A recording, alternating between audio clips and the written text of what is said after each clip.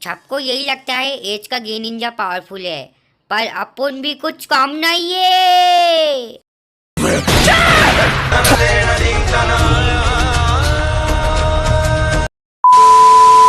So guys, Pokemon की एक और न्यू वीडियो में आप सभी का स्वागत है। और आज हम बात करने वाले हैं प्रोफेसर ओक की टीम के बारे में।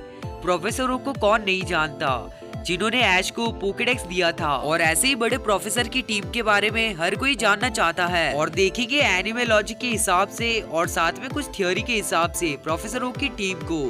सो गाइस, अब ज्यादा बात नहीं करते हैं और करते इस वीडियो को start. It's Pongal time.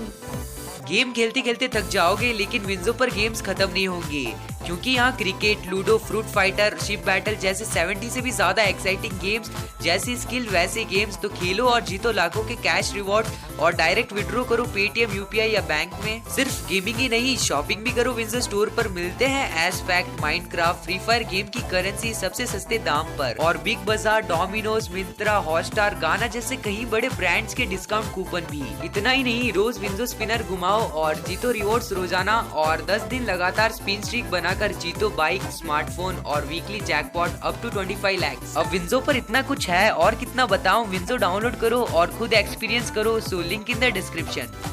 So guys, हमारी लिस्ट का पहला पोकेमॉन है प्रोफेसर ओक का ड्रैगनाइट, जो कि एनिमे लॉजिक के हिसाब से है। और काफी लोगों को इसके बारे में नहीं पता। बेसिकली ये एपिसोड्स में तो नहीं दिखा है, बट एक स्पेशल एपिसोड में देखने के लिए मिला था, जब पोकेमॉन कंपनी की 10th एनिवर्सरी थी। और तुम्हें पता है ड्रैगनाइट्स कितने पावरफुल होते हैं। तो इस एपिसोड का नाम था the mastermind of mirage Pokemon. तो ये एक स्पेशल एपिसोड था जहाँ पर म्यूटू और कई सारे पोकेमॉन्स भी थे। सो बेसिकली तभी हमें प्रोफेसर ओक का एक ड्रैगनाइट देखने के लिए मिला था।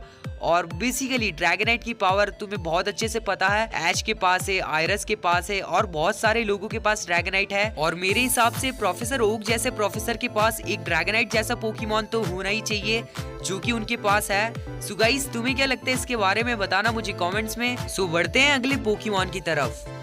सो गाइज, अगला जो प्रोफेसर ओक का पोकेमॉन हो सकता है वो है थ्योरी लॉजिक के हिसाब से। So basically diamond and pearl में प्रोफेसर ओक का एक छोटा सा रेफरेंस है, जहाँ पर जनरेशन 4 में उनके पास एक घर है, जो कि शायद एटर्ना सिटी में है। और वहाँ पर उनका घर है, तो बेसिकली वो वहाँ रहते भी हैं। अगर तुम सीनो रीजन में फेमस पोकेमॉन्स को देखो, अगर तुम स्टार्टर और नॉन लेजेंडरी देख रहे हो, तो तुम्हें लुकारियो से बेस्ट दूसरा पोकेमॉन नहीं मिलेगा सीनो रीजन में। और डायमंड एंड पर्ल की गेम्स में प्रोफेसर ओक पोकेमॉन्स को पकड़ के ट्रेनर्स को भी देते हैं। सो बेसिकली वहाँ पर उन्हें किसी पोकेमॉन की भी जरूरत होगी।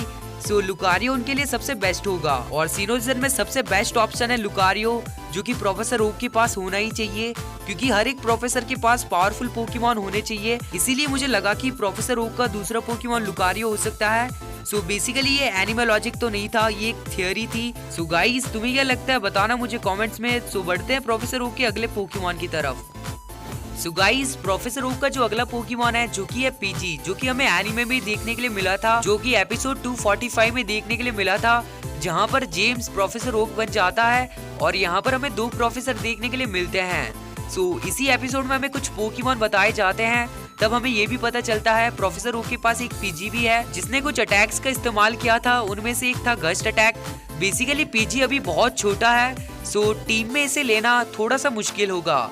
अगर ये अपने लास्ट फॉर्म में आ जाए पिजियोट के, तो शायद इसे हम कंसीडर कर सकते हैं उनकी टीम में। सो अभी के लिए उनकी टीम में पीजी को लेना थोड़ा सा मुश्किल होगा। सो गाइस, तुम्हें क्या लगता है, बताना मुझे कमेंट्स में। सो बढ़ते हैं प्रोफेसर ओक के अगले पोकेमॉन की तरफ।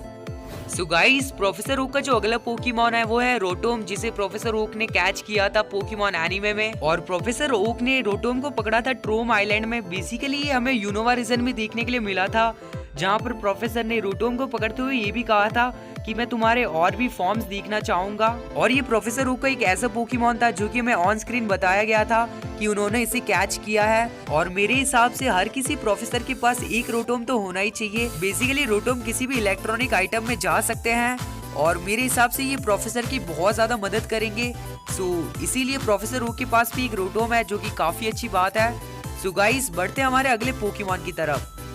सो गाइस, तुम में से काफी लोगों ने पोकेमॉन फॉरएवर मूवी तो देखी होगी, जहाँ पर हमें एक सैली देखने के लिए मिलती है। और वहाँ पर हमें छोटे प्रोफेसर ओक भी देखने के लिए मिलते हैं, जिनका नाम होता है सैम। और काफी लोगों ने इसके बारे में थियोरी बनाई थी कि ये प्रोफेसर ओक ही थे। बाद में बल्बापीडिया ने खुद ही कंफर्म कर दिया कि ये प्रोफेसर ओक ही हैं। सो इनके पास एक 4 मिलियन देखने के लिए मिला था। जब वो इतने छोटे थे तब उनके पास एक 4 मिलियन था, तो अब तक तो वो एक चारिज़ार्ड बन चुका होगा। और मेरे हिसाब से प्रोफेसर ओक कैंटो से बिलोंग करते हैं, तो उनके पास एक चारिज़ार्ड ना हो तो ये बहुत बुरी बात होगी। और हर कोई ट्रेनर चाहेगा कि उसकी टीम में एक चारिज़ार्ड जैसा पोकेमॉन हो जो कि उसकी टीम को पावरफुल बना सके। सो उसी तरह प्रोफेसर ओक के पास भी एक चारिज़ार्ड है। और इसी के साथ मूवी में हम ये भी देख चुके हैं 4 मिलियन ने बैटल की थी और वो एक काफी अच्छा पोकेमॉन है। और साथ में प्रोफेसर ओक ऐसे ही चैंपियन नहीं बने थे, उनके पास काफी अच्छे पोकेमॉन्स भी थे। सो गाइस बढ़ते हैं अगले पोकेमॉन की तरफ। सो गाइस तुम में से काफी लोगों को पता है प्रोफेसर ओक एक बार चैंपियन रह चुके हैं। सो बेसिकली जब वो चैंपियन बने थे तब हमें मांगा में उनकी एक फोटो दिखाई गई थी, जहाँ पर हमें ये भी बताया था उनके पीछे एक टोरोस था जो कि प्रोफेसर ओक का था। और टोरोस जैसे पोकेमॉन की मदद से प्रोफेसर ओक ने लीग जीती थी, तो इससे तुम अंदाजा लगा सकते हो वो कितने अच्छे ट्रेनर है। सो गाइस तुम में से काफी लोगों ने यूनोवा रीजन तो देखा ही होगा, और वहाँ के एक चैंपियन को तो तुम जानते ही होंगे जो कि था एल्डर। बेसिकली एल्डर के पास भी एक बफलैंड है जो कि टोरोस जैसा ही पोकेमॉन है और काफी अच्छा सेंस बनाता है, क्योंकि दोनों ही चैंपियन रह चुके हैं और दोनों के पास थोड़े सिमिलर से पोकेमॉन है। वैसे हमारे एज के पास 30 टोरोस है, तो भाई प्रोफेसर ओक के पास एक टोरोस क्यों नहीं हो सकता। सो गाइस बढ़ते हमारे अगले पोकेमॉन की तरफ। सो गाइस प्रोफेसर ओक का जो अगला पोकेमॉन है वो गेम्स के लॉजिक के हिसाब से और काफी सारी थ्योरी के हिसाब से हमें पता चला है। सो बेसिकली हमने काफी सारे गेम्स में गेंगार वर्सेस निडोरैन की बैटल देखी है स्टार्टिंग में, और ऐसा हमने कई सारे गेम्स में देखा है। और एक गेम में तो हमें साफ बता दिया गया था गेंगार एगेथा के पास था और निडोरैन प्रोफेसर ओक के पास था, और साथ ही में इन दोनों ने बैटल्स भी की है। और पहले के टाइम एगेथा और प्रोफेसर ओक के बीच में कुछ चल रहा था, पता नहीं क्या चल रहा था। अगर तुम्हें इसके बारे में जानना है तो मैं तुम्हें अच्छे से एक वीडियो में बता सकता हूँ। सो गाइस वो निडोरैन अभी इवॉल्व होके निडो किंग तो बन चुका होगा, सो इसीलिए प्रोफेसर ओक का अगला पोकेमॉन है निडो किंग। सो गाइस तुम्हें क्या लगता है इसके बारे में बताना मुझे कमेंट्स में। और यही थे प्रोफेसर ओक के कुछ पोकेमॉन। सो गाइस तुम्हें क्या लगता है प्रोफेसर ओक के पास कौन से पोकेमॉन होंगे, तुम मुझे कमेंट सेक्शन में बता सकते हो। एनिमे लॉजिक के साथ तुम अपने ओपिनियंस में मुझे और भी दूसरे पोकेमॉन भी बता सकते हो। सो गाइस आज के लिए बस इतना ही। आई होप तुम्हें आज की वीडियो अच्छी लगी होगी, और अगर वीडियो पसंद आई है तो वीडियो को लाइक कर दो और चैनल पे न्यू हो तो सब्सक्राइब कर दो और भी पोकेमॉन की वीडियोस के लिए। सो गाइस आज के लिए बस इतना ही। अगर विंजो ऐप को डाउनलोड नहीं किया तो डाउनलोड कर लो, लिंक तुम्हें डिस्क्रिप्शन में मिल जाएगी। सो मैं मिलता हूँ तुम्हें अगली वीडियो में। Until then peace out, bye.